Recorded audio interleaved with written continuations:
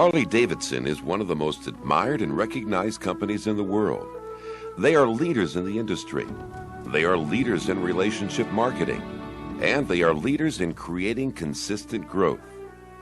That leadership position is reinforced with a unique organizational design that encourages high levels of collaboration between their interrelated businesses. By capitalizing on those synergies and effectively managing their other competitive advantages, Harley-Davidson's leadership position will be ensured for years to come. And Clyde Fessler, Vice President of Harley-Davidson's Business Development, was and is an integral part of creating and continuing that leadership position.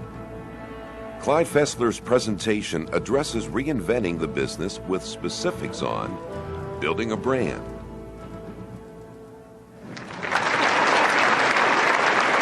thank you for this opportunity to bring you the Harley-Davidson turnaround story. It's a turnaround story of a small company from the Rust Belt of Mid-America on the verge of bankruptcy. In fact, we even had the press releases written. And how we competed against internationally known companies like Honda, Kawasaki, and Suzuki. Well, first of all, we had established a brand identity. And we did that through literally looking at the strengths and weaknesses of the other brands. And when you look at Harley-Davidson, you ask, what is the Harley-Davidson motorcycle? What is your brand? And why do you really want to have a brand? A product can be imitated, but a brand cannot. And simply, what is a brand? Well, it's what you are and who you sell your products to, and what they expect out of your product. Harley-Davidson builds big, beautiful American motorcycles for motor enthusiasts who want their motorcycles and their products to be symbols of strength, freedom, individuality, and Americana, and also want to participate and share in the Harley-Davidson heritage, tradition, and mystique. Developing a strategy. How are you going to compete against these giants with the mega dollars, with global vistas of how they really want to distribute product? And they're not only multinational, they're global. And they could take a concept from, a mind, a thought in their mind of a new product and bring it to reality as far as being a new motorcycle 18 months later. So what we decided to do is be the alternative of those people. Let's not compete head-on with these Japanese giants. Let's go left when they turn right, and let's apply that strategy of turning left when they turn right to the 4 basic P's of marketing. And everybody knows what those P's are. It's product, it's price, it's promotion, it's place. Marketing 101. Now, how can you apply that strategy I just talked about to each of those places in a clever way where it's going to have some impressions on potential customers out there? Impressions is an advertising term that they use to register how many people know your company's name when you run an ad. Well, the formula is impressions equals frequency times impact. Analyzing the competition. Quality, quality, quality. And what we did in order to get that is we sent a group of 16 people to Japan in the early 1980s to study how they manufactured motorcycles. Today they call it benchmarking. Back then it was industrial spying. But back in the early 1980s we took a small group of advertising people and marketing people.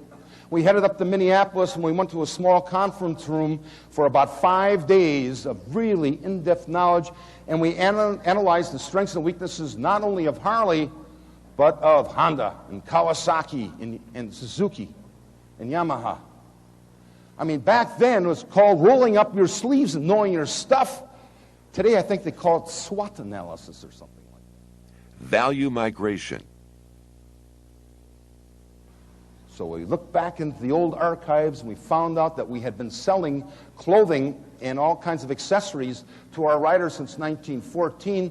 And the thought came to us, if we're in the motorcycle business, why can't we be in the motor clothes business?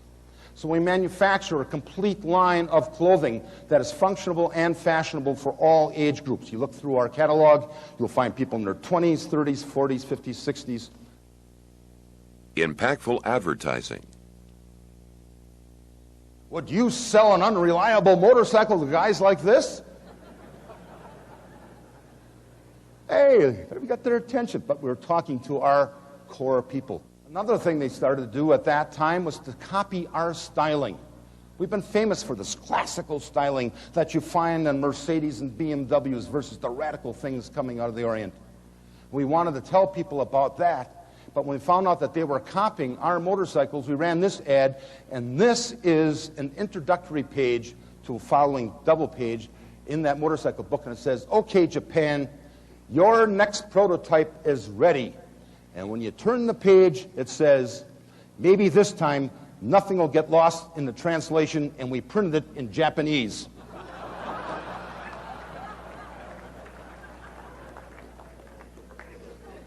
The sword was out.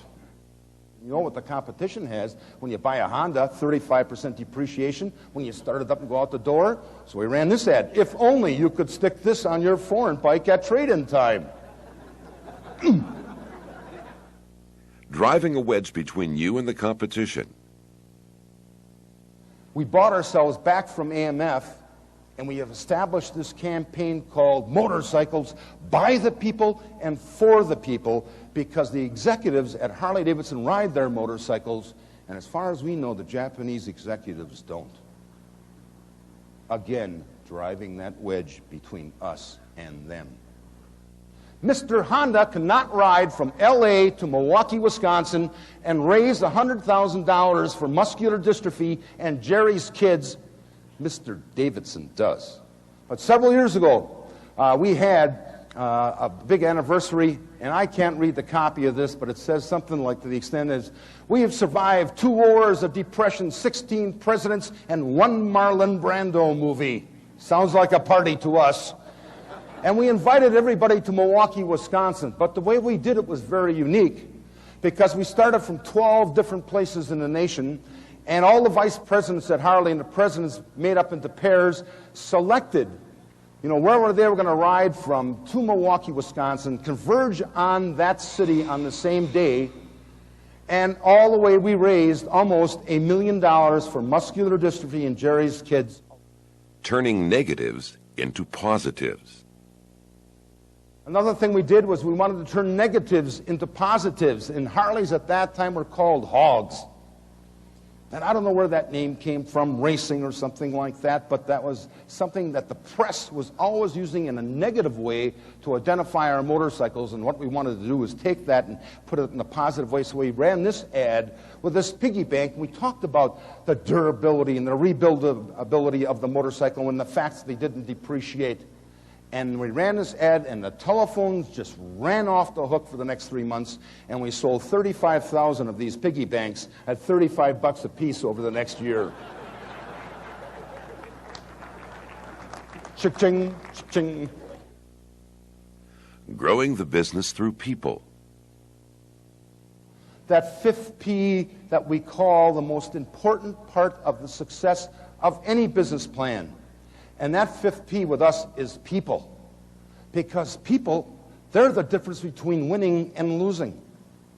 They're the difference between success and failure. People bring the passion to the business. And without investing in people and bringing out their passion in your business, your success can be scaled back one way or the other. And it's all kinds of people. It's just not your customers or not just your employees. It's through the years building relationships with your vendors, with your community. Getting close to the customer. Forming a bond. And the Harley Owners Group is something that has really helped that and one of the major factors. We have right now globally 460,000 people that pay us $40 a year to belong to this club. And we send them every other month a little book called Hog Tales. And riding a motorcycle is what's all about, because that's what builds loyalty. And that's why we can run ads like this. When was the last time you felt this strongly about anything? Ever see a Honda tattoo on anybody out there? Stimulating your audience through an American success story. It was Milwaukee, Wisconsin 6 years ago. The Bucks were losing. That's the local basketball team, and continued to lose. And the Brewers were losing at that time, too. The Packers, God, losing record. Brett Favre was at that time, Brett Favre was throwing more interceptions than he was, completions. And a guy by the name of Jeffrey Dahmer hit the world headlines and was sent to prison for some terrible things he did. And just about then, this bug by the name of cryptosporidium got into the water of Milwaukee. And 2/3 of the population was getting their exercise by running to the John every 15 minutes. Well, we announced we were going to have a birthday party, and there were going to be 120,000 bikers coming to Milwaukee to party. And panic went throughout the land. In fact, out in Waukesha, the sheriff went out and bought $280,000 worth of riot gear just in anticipation of what was going to happen. Well, that was the scene. Let me show you what happened that June 10th morning in Milwaukee, Wisconsin. I'm Golf Killer, cleared for takeoff. Good day, sir. Good morning. I'm Jonathan Green at AM 620 WTMJ. We've got 78 degrees down at the lakefront and just an absolutely gorgeous day. Best one yet this year. And I'll tell you what, I-94 is, as we told you it would be, at an absolute standstill. For that matter, the whole city of Milwaukee is at a standstill, and it's finally here. 90 years we waited for this one moment. You got thousands ready to roll. As an American hero rides into town, this is going to be something special.